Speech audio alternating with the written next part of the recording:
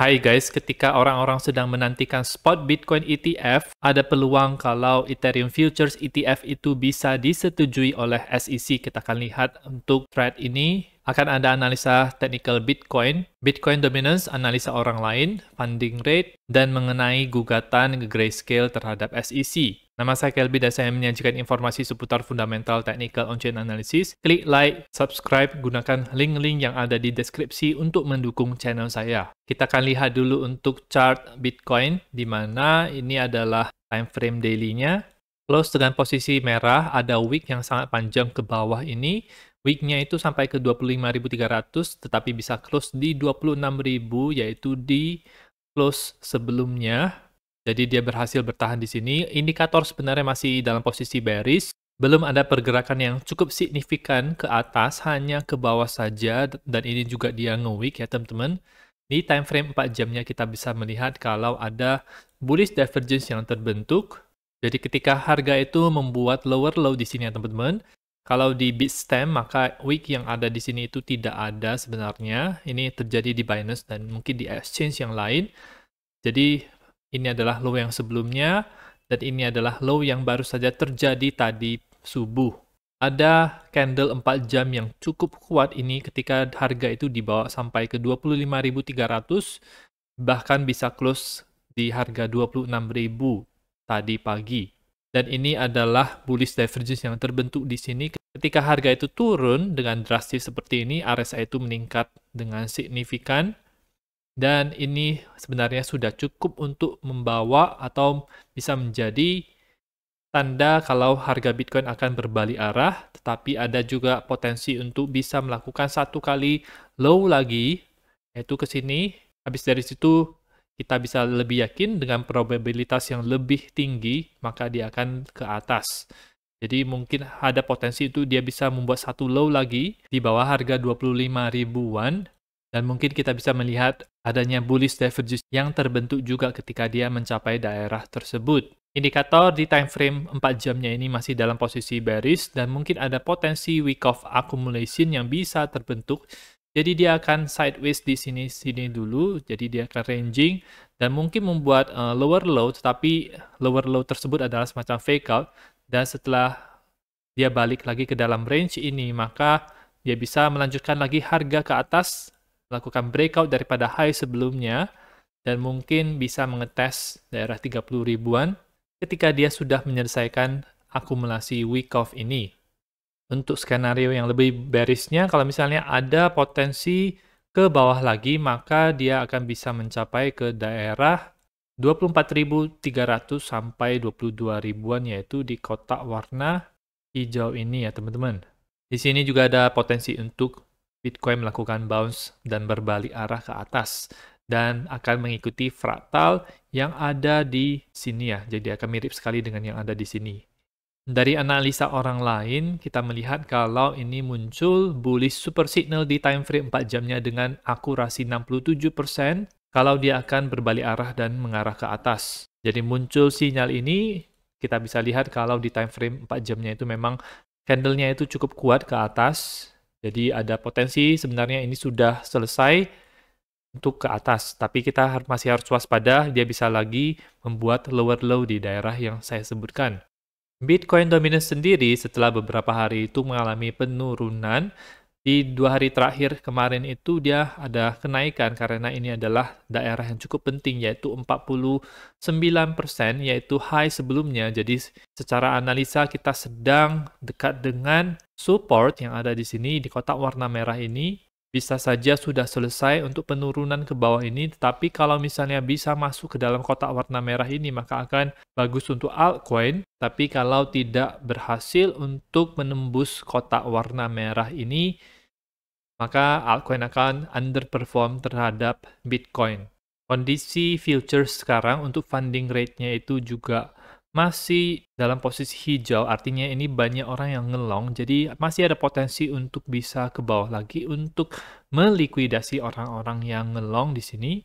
Memang tidak setinggi ketika harga Bitcoin itu berada di daerah 29 ribuan, ini sangat tinggi sekali, sangat hijau sekali, sehingga mungkin penurunan ke bawahnya itu tidak akan sedalam seperti air mancur, air terjun seperti ini ya teman-teman. Tapi mungkin akan dekat dengan harga 25 ribuan, 24 ribuan di daerah tersebut. Kalau kita melihat adanya funding rate yang merah seperti ini, maka itu orang-orang sedang banyak yang nge-short, dan ini bisa menjadi makanan buat whale untuk dilakukan short squeeze di bawah harganya ke atas, melikuidasi orang-orang yang nge-short. Jadi itu adalah cara kita melihatnya. Dan mungkin hari Jumat ini kita bisa melihat adanya volatilitas untuk harga Bitcoin, yaitu tinggal 2 hari lagi. Ada masalah gugatan antara Grayscale dengan SEC, di mana Grayscale itu mengajukan proposal kalau Bitcoin Trust mereka mau diubah menjadi spot Bitcoin ETF. Dan pengadilan harus segera memutuskan akan hal ini. Hari Jumat kemarin itu sempat sudah mau muncul beritanya, tetapi belum ada putusan dari hakim. Putusan dari hakim mungkin akan diberikan hari Jumat nanti, itu sekitar jam 10 malam waktu Indonesia Barat. Jadi sebelum musim panas ini berakhir harus sudah ada resolusi, karena biasanya akan ada rotasi administrasi sehingga urusan-urusan harus segera diselesaikan. Jika keputusan hakim berkata kalau Bitcoin Trust-nya Grayscale itu bisa diubah menjadi spot Bitcoin ETF, maka ini akan menjadi katalis yang besar untuk harga Bitcoin ke atas. Ada whale yang sedang diperbincangkan oleh berbagai orang di kripto, di mana mungkin ini disinyalir adalah BlackRock. Dengan Bitcoin address BC1 sekian-sekian 9V2, dia sekarang memiliki 118.300 Bitcoin atau setara dengan 3 miliar dolar Amerika Serikat. Whale ini mengakumulasi Bitcoin sejak 16 Mei. Mereka masukkan dalam jumlah yang cukup banyak, jadi ketika harga itu berada di sekitar 27.000, 26.000, itu dia melakukan akumulasi sampai stop sampai 29 Juni. Ketika harga itu berada di range 30 ribuan, dia stop membeli Bitcoin, dan sampai sekarang itu belum membeli Bitcoin lagi. Kemungkinan mungkin dia tahu kalau ini itu akan terjadi. Bisa jadi ini adalah BlackRock ya teman-teman, karena kalau tidak salah puncak daripada harga Bitcoin di sekitar 31.800 ini, CEO BlackRock Larry Fink itu mengatakan kalau Bitcoin adalah aset masa depan di salah satu media besar di Amerika Serikat. Jadi puncaknya bertepatan dengan Larry Fink mengatakan soal itu, dan dari whale ini tidak ada pembelian Bitcoin setelah mereka melakukan hal itu, dan apa yang terjadi setelahnya, harga Bitcoin sudah memuncak kemudian langsung didump sampai ke 25 ribuan lagi. Jadi ada indikasi kalau address ini adalah address kepunyaan BlackRock ya teman-teman. Kondisi keuangan mereka sekarang itu adalah minus 90 juta dolar, tetapi kalau dibandingkan dengan total uang yang ada di sini itu sama seperti sekitar 3%, jadi hanya turun 3% secara totalnya. Masih dalam range yang sangat wajar sekali menurut saya. Akan saya pantau terus mengenai pergerakan whale ini selanjutnya teman-teman. Apakah ada tanda-tanda kalau dia akan menjual atau tidak. Dan di saat orang-orang sedang menantikan spot Bitcoin ETF, ada kemungkinan besar SEC itu akan menerima Ethereum Futures ETF. Ini adalah beberapa hal yang perlu teman-teman ketahui, di mana tanggal daripada diterimanya Ethereum Futures ETF ini itu mungkin terjadi di bulan Oktober. Ada berbagai perusahaan yang sudah memasukkan aplikasi ini. Ketika crash kemarin itu terjadi, muncul berita ini, yaitu di mana SEC memberikan lampu hijau untuk Ethereum Futures ETF di industri kripto ini. ETF ini itu akan mengikuti harga ETH Futures yang di-trading di Chicago Mercantile Exchange atau CME. Kalau teman-teman sering dengar, yaitu CME Gap, ini adalah CME tersebut. Siapa saja yang terlibat yang memberikan proposal ini, ada ProShares, Volatility Shares, Bitwise, Valkyrie. Tidak jelas siapakah yang akan mendapatkan dulu.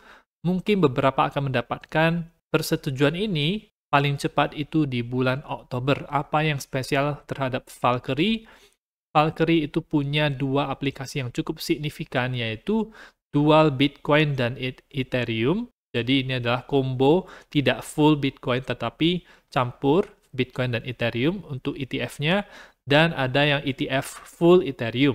Mungkin bisa launching di tanggal 3 Oktober nanti. Dan proposal oleh Volatility Shares ini mungkin akan mulai tanggal 11 Oktober. Analis ETF Eric Balchunas ini tidak terlalu kaget dengan ekspektasi dengan keputusan yang dilakukan oleh SEC, karena pandangan dan peraturan SEC itu bisa berubah. Nah, meskipun SEC belum menyetujui spot ETF kripto apapun, tetapi di tahun 2021 itu mereka menyetujui beberapa Bitcoin futures ya, teman-teman, dan itu menandai kalau puncaknya itu sudah dekat, sebulan dari situ harga Bitcoin memuncak di 69.000. Dan mungkin juga ketika launchingnya Ethereum Futures itu bisa menjadi top daripada harga tersebut, atau waktunya dekat dengan ketika Ethereum Futures ETF ini itu dimunculkan.